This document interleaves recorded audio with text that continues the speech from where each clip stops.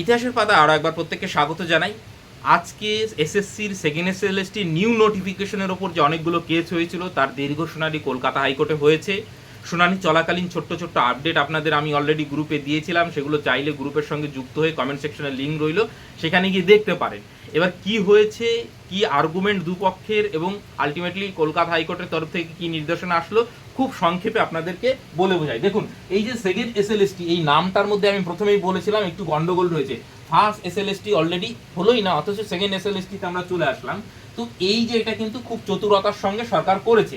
এই কোর্ট কেসের যে আজকে আপডেট, সেটা কি হলো দেখুন।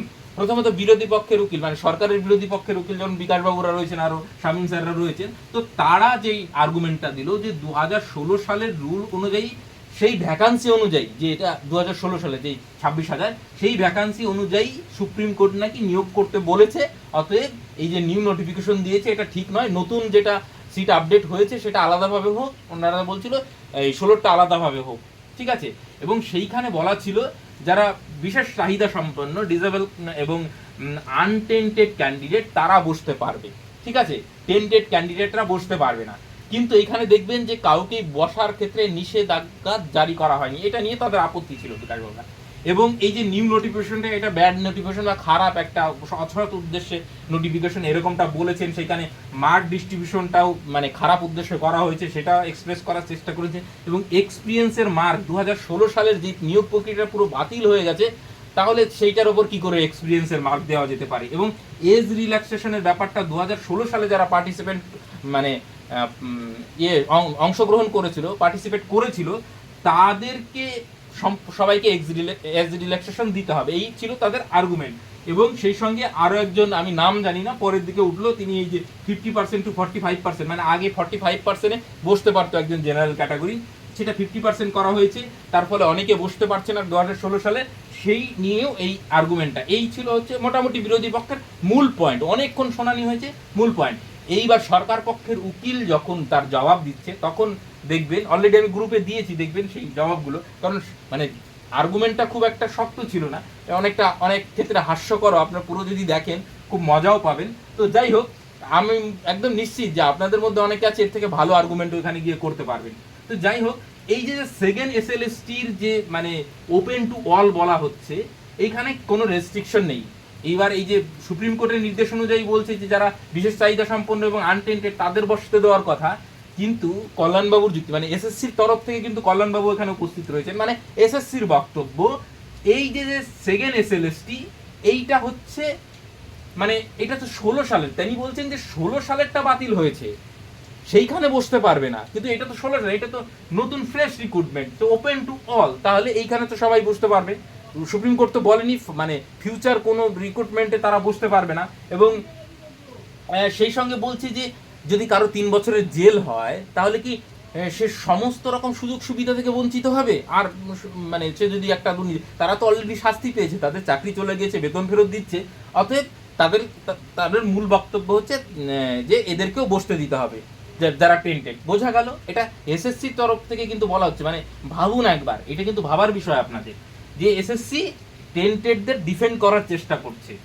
এইবার আসা যাক যে এসএসসি আরো একটা বিষয় বলছি, যে নোটিফিকেশনের বিষয়, যে নোটিফিকেশনটা যে খারাপ উদ্দেশ্য এবং এই নোটিফিকেশনটা যে বাতিল করতে হবে, সেইটা কিন্তু জাজ একদম এন্টারটেইন করেনি।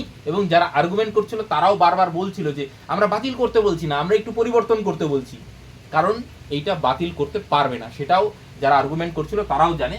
তো সেইখানে বলা হচ্ছে, এবং সরকার পক্ষের এটার জবাব, যে এসএসসির একটা রাইট রয়েছে, এসএসসির অধিকার রয়েছে নতুন নিয়ম তৈরি করার, অতএব এসএসসি এটা পারে।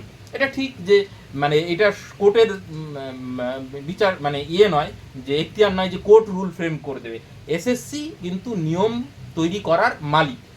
তো এইখানে এই এই আর্গুমেন্টটা বোঝা গেল সরকারের। এবং তাহলে আলটিমেটলি দাঁড়ালো কি এই আর্গুমেন্টের মধ্যে, সমস্ত কিছুর মধ্যে আলটিমেটলি এটা বোঝাই যাচ্ছিল, এর আগের দিনও যদি শুনানি শুনে থাকেন, তাহলে এই সিঙ্গেল বেঞ্চ কিন্তু খুব একটা হস্তক্ষেপ করবে না। এই যা নিয়ম ছিল মোটামুটি সব কিছু একই রইল, এবং কোনো পরিবর্তন হলো না। একটা জিনিস, যারা এই টেন্টেড তারা আর পরীক্ষায় বসতে পারবে না, কারণ সরকার পক্ষের উকিলের বক্তব্য ছিল যে এই যে যে মানে টেন্টেড আনটেন্টেড, এটা তো এখন অবধি মানে নির্দিষ্ট করে ঠিক হয়নি না, যে কিছুটা ধরা গেছে, সবটা তো ধরা যায়নি। তো সেই জায়গায় দাঁড়িয়ে একটা জগা খিচুড়ি পাকানোর চেষ্টা করছিল।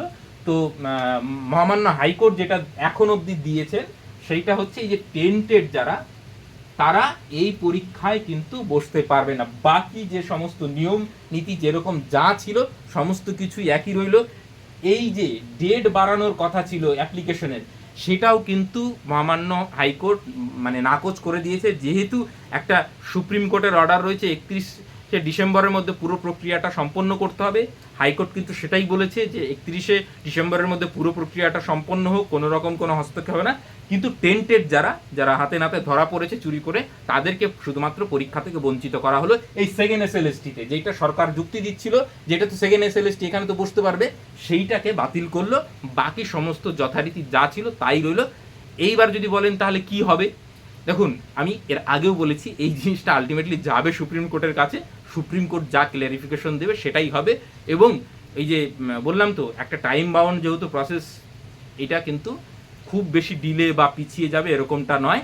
যা হওয়ার কিন্তু এই 14 তারিখের পরে আপনারা বাকি ফার্দার যা আপডেট পেয়ে যাবেন, এবং আমাদের গ্রুপের সঙ্গে থাকলে তো পেয়ে যাবেন অবভিয়াসলি কি হচ্ছে না হচ্ছে। আপাতত সকলকে অসংখ্য ধন্যবাদ।